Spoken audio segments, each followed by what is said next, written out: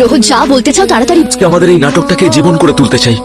আমি আমার সারা জীবন তোমার সঙ্গেই কাটাতে চাই ঈশা। তুমি ওকে কাটাবে? হাত ছাড়ো সুরজ, রোহনের হাত ছাড়ো। হ্যাঁ, আমরা একে অপরকে ভালোবাসি, কিন্তু তোমার এই কথাটা গিয়ে বাবাকে বলার কোনো প্রয়োজন নেই। আমি নিজেই আজ বাবার কাছে রোহনের ব্যাপারে কথা বলি। আর প্লিজ তার আগে গিয়ে তুমি বাবাকে কিচ্ছু বলবে না, প্লিজ।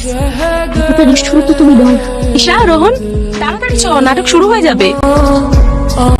আমার মেয়ের দায়িত্ব তোকে আমি দিচ্ছি। ও একবার আমার কাছে মিথ্যে বলেছে, দ্বিতীয়বার যেন আমার কাছে মিথ্যে না বলতে পারে। শুধু ওর দায়িত্বই নিতে হবে না, বরং ও কোথায় যায়, কি করে, কার সঙ্গে দেখা করে, এই সব কিছুর খবর আমাকে দিতে হবে। তুই আমার বিশ্বাসটা ভাঙবি না। আমার মনে হয় ওদের মধ্যে কিছু একটা চলছে। মুহূর্তে কোথায় আছে ও? কলেজে নাটকে। বন্ধ করে দে ওই নাটক। নিয়ে আয় ওকে আমার কাছে এই মুহূর্তে। বাবা, বাবা জানি না কে জোর করে আমাকে তুলে এনেছে। নির্লজ্জতা দেখো চোখে ফুটে উঠেছে।